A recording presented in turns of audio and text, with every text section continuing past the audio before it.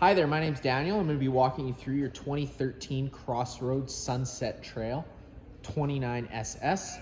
We are just going to start off the back unit here. You will notice here that this is the mount for the barbecue that is in the front compartment. Mounts up there quite nicely and quite easily. And then you got your spare tire back here. It does come with this nice cover. You just have to loosen off this knob to get it off. And then in the back bumper here, you do just pull this cap off. We do include a 20-foot sewer hose. Take note of those two ears there. Those are the same two ears that are going to hook up to your sewer system. And I'll show you that in a second.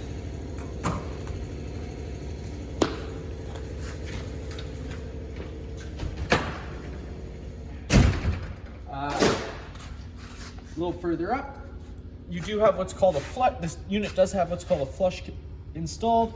So the way that works is you just take this little cap off. You'd be able to stick a garden hose in here with your black tank open and the sewer hose connected. Turn on that garden hose and it's just going to flush out the inside of that tank. So if you have a monitor panel that's acting funny or you notice a smell, that is a good way to flush out the tank. Inside of this, it is just unlocked with your 751 key. Turn that, open that, and that is your exterior shower. It's got hot and cold water. Right below that is your standard 30 amp plug. Most campsites should have this so you can plug right on in, but we do include a 15 amp park adapter in case your campsite doesn't have it or you want to plug in at home to run your fridge. Just keep in mind you are only going down to 15 amps of power, so it's only really used to run your lights and your fridge. And it is in this nice little cover here, so you can unplug it and tuck it away in there and close it up, or you can just have this little slot open so that it can hang down. Right down below, just take a note that this cap has the same two ears, just lines up with this output. It secures on there. You have your black valve and you have your gray valve. You're always going to want to empty your black water first, as it's your dirtiest water filled from your toilets. And you can follow behind that with your gray water, which is filled from your sinks and your showers. Just trying to keep that hose as clean as possible after. Also, you will notice underneath that you do have two low point drains under there. That is just to drain the water out of your lines in case you're leaving the unit for a while and you don't want the water to go stale or stagnant. Right here, you are going to find your fresh water fill. You stick a garden hose in there, turn it on. It's going to fill your fresh water tank. That's what your water pump draws out of. And it does have this little vent here. Once that vent starts spraying out water, you know the tank's full. And then right down from there is your city water connection. Just thread a garden hose onto there if you're out of sight with service. Turn on the water, and it'll pressurize all your lines without having to run your water pump. Inside here is just your hot water service port. You do have your drain bolt right there, so you stick a socket on there, you loosen that off. It's going to allow you to drain your hot water tank. That being said, whenever you first get to your campsite, you're always going to want to give this pressure relief valve a quick pull. Right now, there's going to be no water coming out of it as the unit is winterized, but if the unit wasn't winterized, there would have been a shot of water that came out telling you that the tank's full. If there's no shot of water that comes out, I wouldn't suggest firing that up because you do run the risk of burning out your tank. Right below this is just two more low point drains.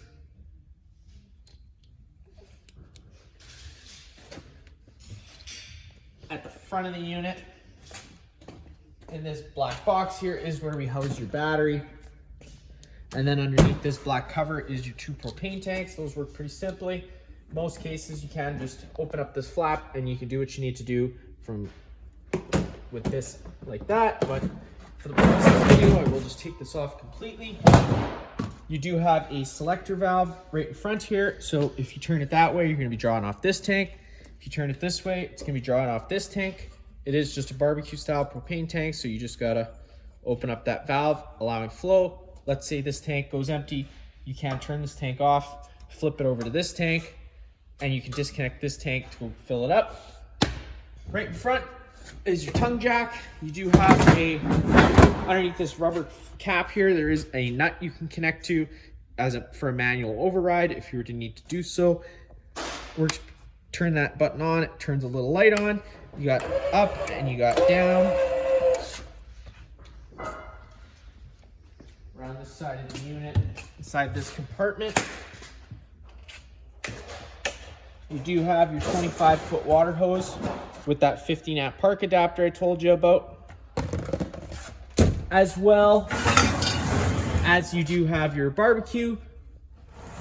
Inside this compartment is also a 12-volt cigarette style plug-in, as well as a little light so you can see what you're doing in here. A little further down the unit, you do have your range hood flap with these little tabs pointed out. It's going to allow that range hood flap to open up to evacuate any fumes or smoke you're trying to evacuate. And whenever you're traveling, just locking those tabs back over will keep that closed, stopping any dust from traveling inside whenever the unit's traveling. Take note of this little silver port here. It is your furnace exhaust. Whenever the furnace is running, that is going to be blowing out hot air, so you're going to want to make sure you're not blocking that with anything. This is just a service port for your fridge. There's nothing you're going to be really too worried about inside there. You got two 110 plug-ins beside it. And then just at the very far back of the unit, you do have a little fire exit slash bunk room entrance exit.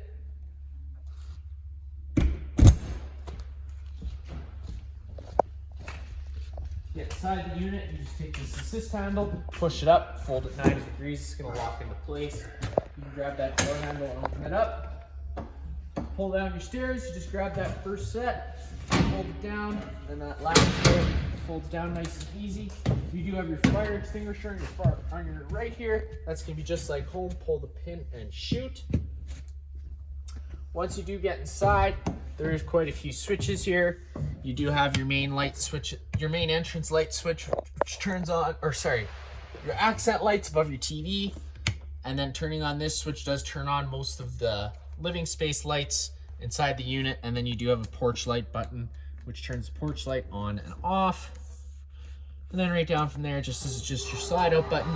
So if you hit that button down, it's going to slide out's going to start making its way out. You know that slide out's fully extended. Once you hear the whines of the motor,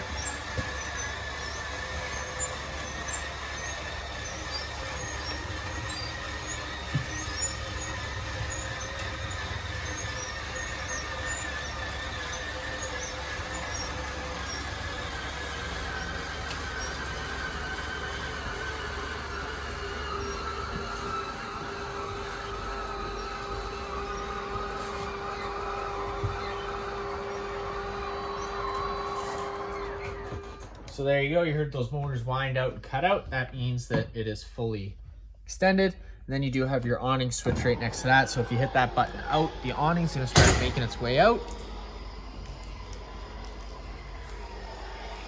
Now with this awning, you can take any arm, front or rear, and you can change the pitch in case it starts raining to allow water to run off. Take this knob, it should already be loose. Pull it to your desired pitch.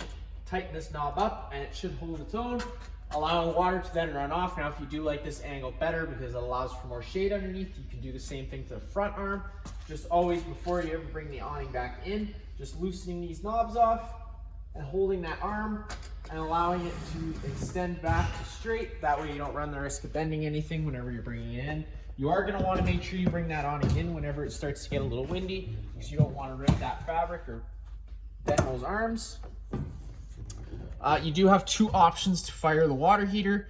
You can either fire the water heater on electric, in which case you won't be able to use your fireplace, or you can fire it on gas. To operate the fireplace, you do also have to make sure that this switch is on. And then whenever you do fire the gas water heater up, the water heater on gas, you just hit this switch. That light's going to turn on, telling you it's on. The water heater is going to try lighting itself 3 times. If on the third try it doesn't light, this DSI fault light's going to come on. At that point, you do just have to turn this switch off and then back on again to reset it, and it should try relighting itself again. And then you have your water pump switch, so you turn that on. It's going to turn on your water pump drawing from your fresh tank. And then you do just have your monitor panel system. So you got your battery that goes low, fair, good, and charging. We're currently plugged in, so it's charging. And then you have your fresh, your black, and your gray, empty, a third, 2/3, and full. Just walking inside the bedroom here. The light in here is just on its own center push button. You do have storage on either side of the bed, as well as under the bed.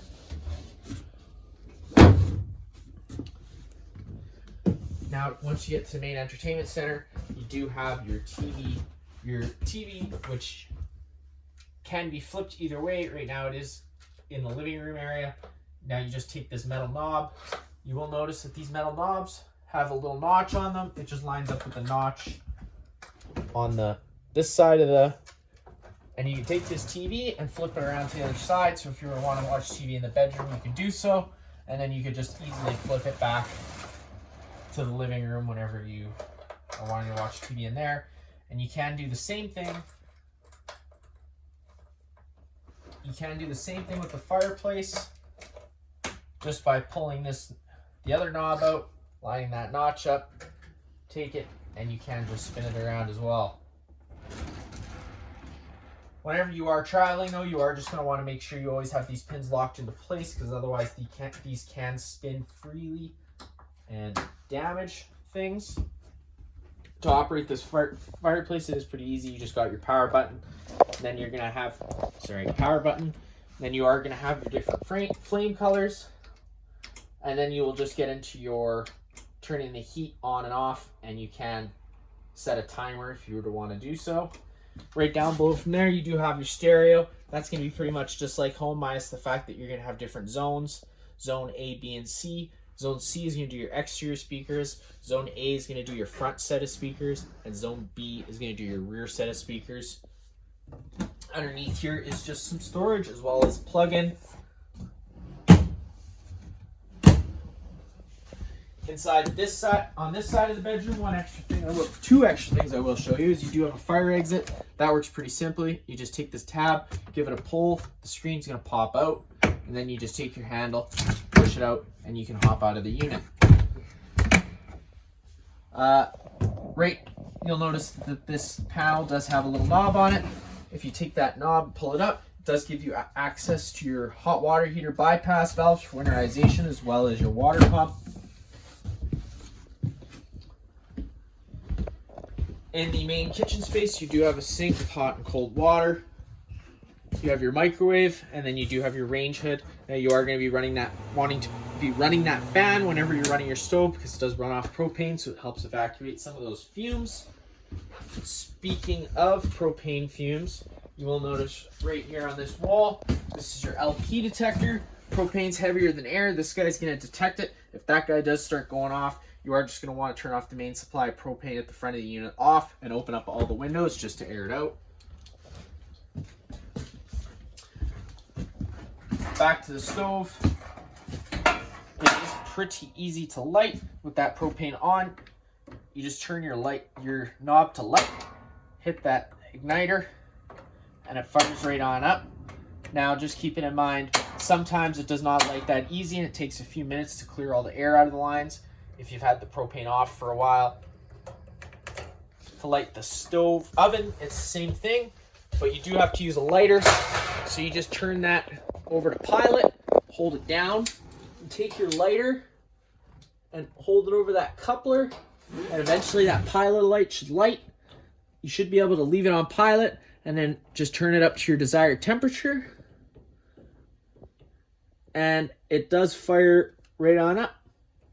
Once all the air clears out, fires up, turning it off and just closing it up. The fridge, you do have a fridge and freezer in here. The controls for that are just on the front here. So you have obviously 5 being the coldest setting, 1 being the warmer setting, and then you do have the option to either have it on off, or you can turn it on to auto. Whenever it's on auto, it is going to search for shore power.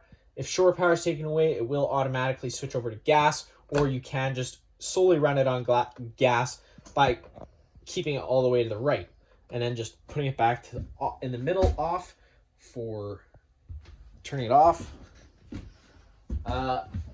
In the dinette area, you do have a few lights that are on their own center push buttons. And then this dinette does turn into a bed if you were to want to do so. That works pretty easy too. You just got to make sure to move these cushions out of the way. And then just by grabbing the arm underneath the table, this will start making its way down, and it should eventually then just push all the way down. At that point, you take your cushions, fill in the center, and you got a bed. Then to bring it back up, you're just grabbing the table, lifting it up to its up position, and then you do have just this little extra table leg to really lock it into place so it doesn't fall down on you.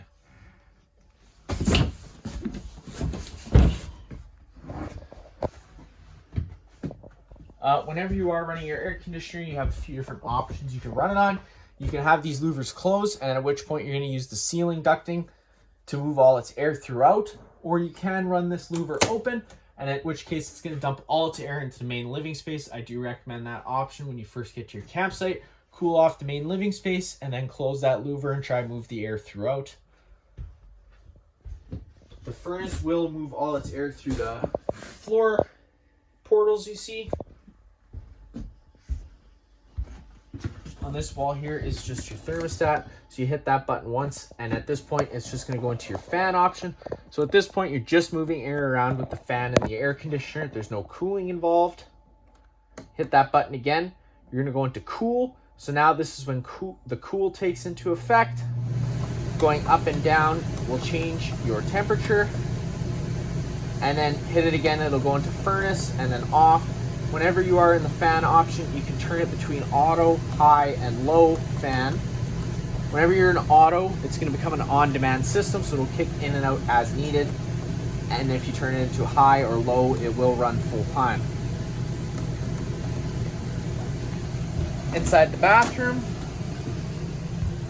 the light switch is just above on your left there.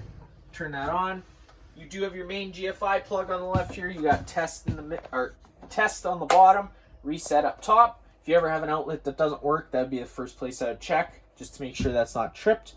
You got your sink, your toilet, and your shower with hot and cold water. You do also have some ceiling fans in the unit. Those work pretty simply. You just open them up with that knob. There's a fan switch in one corner, turns it on, and it'll start pulling air out of the unit. Just always making sure it's closed whenever you're done.